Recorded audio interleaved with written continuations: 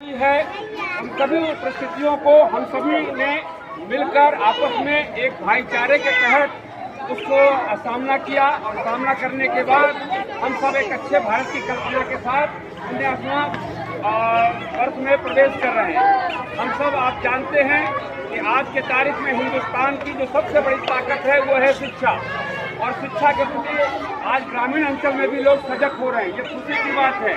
लेकिन वहीं दूसरी तरफ यह है सरकार का संसाधन ना के बराबर शिक्षा में मिल रहा है, तो सरकार का बजट शिक्षा के प्रति बहुत ही उदासीन है। ऐसे परिस्थितियों में हम सबको भी सरकार का ध्यान आकर्षित करने के लिए बेहतर से बेहतर एकजुटता के साथ अपनी बात रखनी है।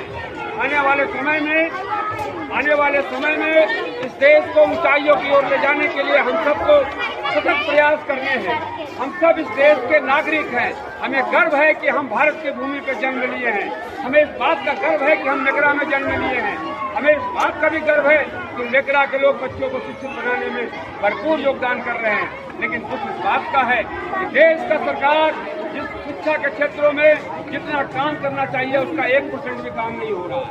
अगर 1% काम भी होता तो मेकरा के स्कूल का चेहरा बदल गया होता। ये बिल्कुल कोठरी है, जैसे अनाज रखने की कोठरी होती है और उसमें बच्चे पढ़ने को मजबूर हैं। हम आप लोगों से ज़्यादा कुछ न कहते हुए, अगर हमारे कुछ साथी इस बार चुनाव लड़ रहे हैं लोहिया जनता दल से, हमने 50 कैंडिडेट बिहार में उतारने का प्रयास किया है। मेरे कुछ साथी अगर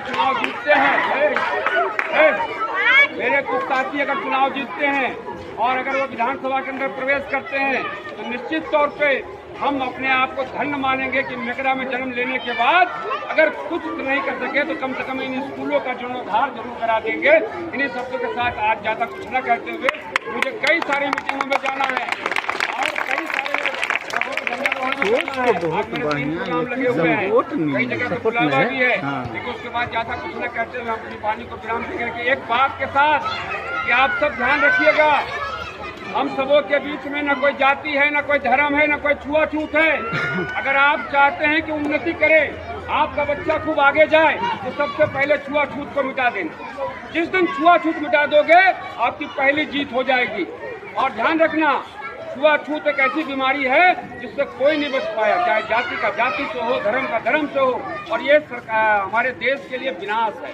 इस विनाश को मिटाने का संकल्प लेते हुए सब लोग आपस में सौहार्दपूर्ण भाईचारे के साथ यहाँ रहें और अच्छे से अच्छे त्योहार को मनाएं, खुशियाँ मनाएं, एक दूसरे की मदद करें। इन्हीं शब्दों के साथ अपनी वाणी को विराम देते हैं। जय हिंद, जय भारत, जय हिंद।